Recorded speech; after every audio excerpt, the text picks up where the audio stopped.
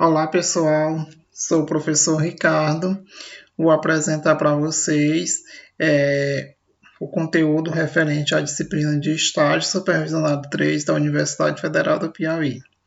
O conteúdo selecionado é o estudo de densidade, massa específica e pressão na hidrostática.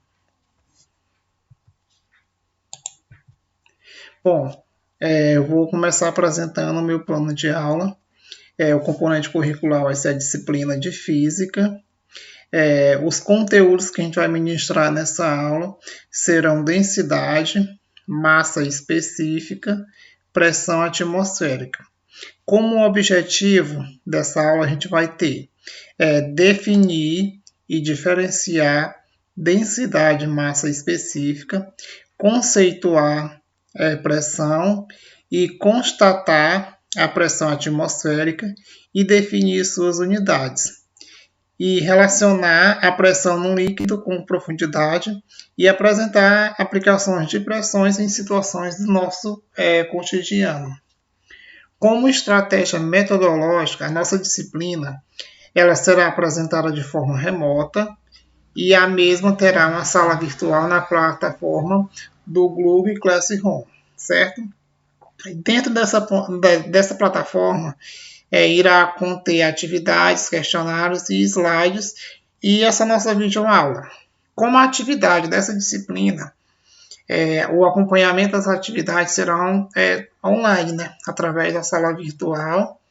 E também, como atividade, a gente vai ter o acompanhamento do material disponibilizado também na sala virtual, e a gente vai ter uma resolução de questionários online, onde vocês irão responder as questões referentes à nossa disciplina. Como material de apoio, a gente vai ter slides que será disponibilizado nessa plataforma, vamos ter a lista de exercício online e material em formato PDF. E o registro da frequência. A frequência ela será feita via sala virtual, o acompanhamento das videoaulas e a resolução do nosso questionário online, certo? Então, esse é o nosso plano de aula. Então, vamos lá dar continuidade à nossa aula.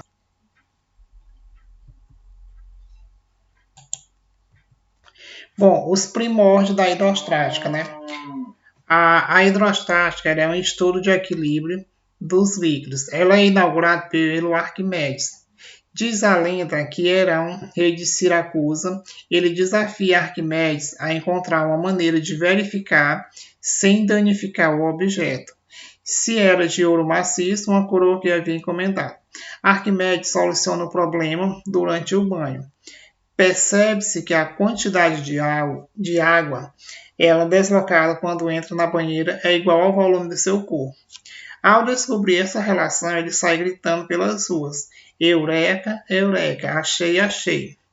No palácio, mede então a quantidade de água que transborda de um recipiente cheio quando nele mergulha sucessivamente o volume de um peso de ouro igual de coroa, o volume de um peso de prata igual ao da coroa e a própria coroa.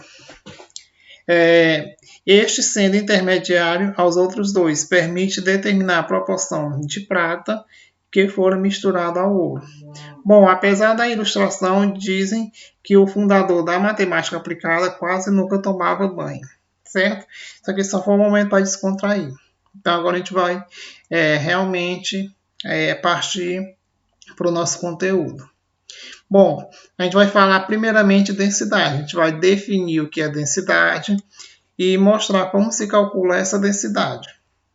Bom, o que é a densidade? E aí, o que vocês acham que é a densidade? Na verdade, a densidade ela é uma grandeza que expressa a razão entre a massa de um material e o volume por ele ocupado, certo? Então, essa é a definição de densidade. Então, quando alguém perguntar a vocês o que é densidade, vocês vão dizer que é uma grandeza que expressa a razão entre a massa de um material e o volume por ele ocupado. Então, essa grandeza ela pode ser enunciada pela seguinte forma: a densidade ou massa específica é a relação entre a massa toda vez quando eu estiver falando em massa, eu vou representar pela letra M. E o volume, vou representar pela letra V, de determinado material. Esse material, ele pode ser sólido, líquido ou gasoso, certo? Ou seja, matematicamente, a gente tem uma equação para se calcular a densidade. No slide anterior eu falei para vocês, né? Que ela pode ser representada com uma relação entre a massa e o volume de um determinado material. Então, escrevendo isso matematicamente, o que é a densidade? Densidade é a massa dividido pelo volume, ou seja, D igual a M sobre V. M massa e V volume. Então, essa equação matemática ela é inversamente proporcional ao volume. Ou seja, significa que quanto menor o volume ocupado por determinada massa, maior será a sua densidade. Ok? Acho que até aqui está tudo bem, né? Então, voltando aqui. Densidade. Consideremos um corpo de massa M, volume V. A densidade do corpo é definida por D, densidade, igual a massa sobre o volume.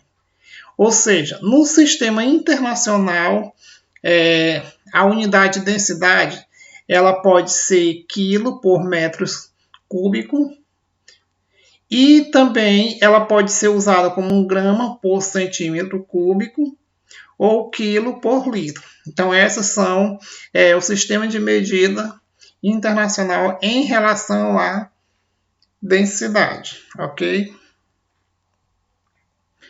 Bom, aqui a gente vai ter exemplos de densidade, ou seja, a massa sobre o volume, que é como a gente se calcula. Então, aqui uma curiosidade para vocês. A água do mar, a sua densidade é 1024 quilogramas por metros cúbicos. A água pura, ela é 1000 quilogramas por metro cúbico. E já a água de uma piscina, ela é mais ou menos 100 quilogramas metros cúbicos. E o corpo da massa de uma gordura óssea ou muscular é 900 quilogramas por metros cúbicos. E a densidade do gelo é 920 quilogramas por metros cúbicos, certo? Então, eu trouxe aqui exemplos para vocês de densidade da água do mar, a água pura, a água da piscina e o corpo de massa de gordura e o gelo, certo? Temos 5 exemplos aqui de densidades. Aí aqui a gente tem um exemplo básico para se fazer. Vamos ver esse exemplo aqui, como ele é fácil. Um corpo em forma de cubo, está aqui o exemplo, né, a figura. Ou seja, um corpo em forma de cubo de aresta. A sua aresta ela mede 2 metros e ela tem uma massa de 40 quilos. Então, ele está perguntando qual é a densidade desse corpo. Aí, só relembrando, o que é a densidade? É a massa sobre o volume, certo? A massa eu já tenho e o volume eu não tenho. Aliás, a massa eu já tenho e o volume eu ainda não tenho, né? Então, como é que eu vou calcular esse volume? Bom, o volume do corpo, a gente sabe que é a aresta elevada ao cubo. E ele está dizendo que essas arestas aqui, ela mede 2 metros. Ou seja, se o volume é a aresta elevada a 3, ou seja, vai ficar 2 elevado a 3, que vai dar 8 metros cúbicos. Então, eu acabei de descobrir o volume e já tenho a massa. Então, agora é fácil de eu calcular a densidade. Pelo que eu já falei, né? O que é a densidade? É a massa dividido pelo volume. A massa eu tenho que é 40 quilos e o volume eu acabei de descobrir, que é 8 metros cúbicos. Então, só faço essa divisão. 40 dividido para 8 vai dar densidade igual a 5 quilogramas por metros cúbicos, ok? Então, esse é um exemplo básico. Agora, vou trazer aqui uma reflexão para vocês. O que pesa mais, 1 quilo de chumbo ou 1 quilo de algodão? E aí, o que vocês acham? Dá um minutinho para vocês pensar, certo? Bom, já pensaram, né? Ou seja, vamos lá refletir aqui. O que, que vai pesar mais? 1 kg de chumbo ou 1 kg de algodão? Então, pessoal, tanto o chumbo como o algodão, eles possuem a mesma massa. Tem o mesmo peso, que é 1 kg. Porém, a diferença está em quê? Na sua densidade. Pois o chumbo ele se concentra em um volume muito menor que 1 kg de algodão. Portanto, a densidade do algodão ela é pequena, porque sua massa se espalha em um grande volume. Desse modo, é possível a gente concluir que a densidade de um material irá depender do volume que ele ocupa, certo? Aí aqui está a figurinha para vocês. Ó. Quem pesa mais, né? 1 kg de algodão ou 1 kg de chumbo. Então, a gente pode dizer que o volume ele é uma grandeza física que varia com a temperatura e a pressão. Isto significa que a densidade também irá ser influenciada de acordo com a temperatura e a pressão imposta em cada material, certo? Bom, a gente já falou em densidade, agora vamos falar em massa específica. O que é a massa específica? Bom, quando o corpo for maciço, sem partes ocas, né, é constituído de um único material. A densidade ela é chamada de massa específica do material. Então, na tabela a seguir, a gente tem massas específicas de alguns materiais e as densidades de alguns corpos, certo? Então, aqui a gente vai ter água, ar, mercúrio e corpo humano. Então, a gente vai ver a sua massa específica. A massa específica ela é em gramas por centímetro cúbico. Então, qual é a massa específica da água? É 1 grama por centímetro cúbico. Qual a massa específica do ar? É 0,0013 gramas por centímetro cúbico. A massa específica do mercúrio, 13,6. A massa específica do corpo humano, 1,7, certo? Bom, eu falei sobre densidade, eu falei sobre massa específica. A gente vê que a definição delas são praticamente iguais. E aí? Densidade ou massa específica? Qual das duas, né? Ou as duas são a mesma coisa? Então, a diferença entre a densidade e a massa específica, ela fica bem clara quando falamos de objetos ocos. Foi o que eu falei bem aqui, ó. Quando o corpo for maciço sem partes ocas, né? Voltando aqui. Então, a diferença entre a densidade e a massa específica, ela fica bem clara quando a gente fala em objetos ocos. Neste caso, a densidade leva em consideração o volume completo e a massa específica, apenas a parte que contém a substância, ok? Aí aqui a gente vai ter a relação entre as suas unidades. As unidades mais usadas para a densidade, como eu já tinha falado, é quilogramas por metros cúbicos, certo? Quilogramas por metros cúbicos e gramas por centímetro cúbicos. Aí aqui, então, vamos verificar qual a relação entre elas. A gente sabe que 1 metro é a mesma coisa de 10 elevado a 2 centímetros. Ou seja, 1 centímetro é igual a 10 elevado a menos 2 metros. Assim, 1 metro cúbico é igual a 10 elevado a 6 centímetro cúbico. Ou 1 centímetro cúbico é igual a 10 elevado a menos 6 metros cúbicos. Portanto, 1 quilo por metros cúbico é igual a 10 elevado a menos 3 gramas por centímetro cúbico. Ou 1 grama por centímetro cúbico é igual a 10 elevado a 3 quilogramas por metros cúbicos. Então, densidade e massa específica, né? A gente vê que a expressão matemática entre elas é a mesma coisa. Quando eu falo de densidade, eu represento pela letra D. Densidade a gente sabe que é a massa dividida pelo volume. E a massa específica eu vou representar por essa letrinha grega, né? Que é igual a massa dividido pelo volume. Certo? E sempre elas têm que ser em quilogramas por metros cúbicos, tanto a densidade como a massa específica.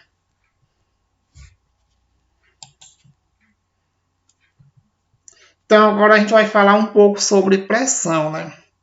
Suponhamos que sobre uma superfície plana de área A atue, aqui está a superfície plana, atue forças perpendiculares, cuja resultante é a nossa figurinha 2. Né? Então, a gente vai definir a pressão média. O que é a pressão média sobre uma superfície? Quando eu falar em pressão média, eu vou apresentar PM é igual a quem? É o módulo, certo, da força resultante dividido pela área, ok? Ou seja, no sistema internacional, a unidade de pressão é o pascal. Ou seja, 1 pascal é igual a 1 newton por metros ao quadrado. Quando a força se distribui uniformemente sobre a superfície, a pressão é a mesma em todos os pontos e coincide, né, com a pressão média. A pressão atmosférica. Então, para isso a gente vai ter o experimento de Torricelli. Foi o cara que deu a origem à nossa pressão atmosférica, né? O físico e matemático italiano Evangelista Torricelli construiu o primeiro barômetro, que é um aparelho que mede a pressão atmosférica. Aqui uma curiosidade para vocês. Então, Torricelli foi o cara que construiu o barômetro, né? O que é o barômetro? É o aparelho que mede a pressão atmosférica. Agora a gente vai ver exemplos de pressões no nosso cotidiano, certo? Um desses exemplos de pressões em nosso cotidiano é o rastro de objetos e animais. Aqui pela figura a gente observa o rastro de um objeto, que no caso é um carro. E aqui a gente observa também um rastro de um animal, que no caso aqui é um elefante. Ou seja, qualquer objeto ele exerce uma pressão sobre a superfície no qual ele repousa. O rastro deixado pelos pneus deste veículo, né, ou pelas patas desse animal, ele resulta da pressão exercida sobre o solo. As impressões digitais resultam da pressão que os dedos exercem sobre os objetos ao pegá-los. Então, um exemplo de pressão, né, é a pressão em relação ao rastro de objetos e animais. Outro exemplo de pressão no fundo do mar é esse aqui, ó. Então, um exemplo que a gente tem é de pressão no fundo do mar. À medida que descemos no mar a profundidades cada vez maiores, a pressão da água aumenta. Ou seja, o aumento da pressão força utilizam roupas muito especiais, que no caso são quem? Os escafandristas, né? O que acarreta no aumento da pressão é o aumento do peso do fluido que está acima do mergulhador. Ou seja, quanto maior for a profundidade, tanto maior será o peso líquido e, portanto, maior será a sua pressão.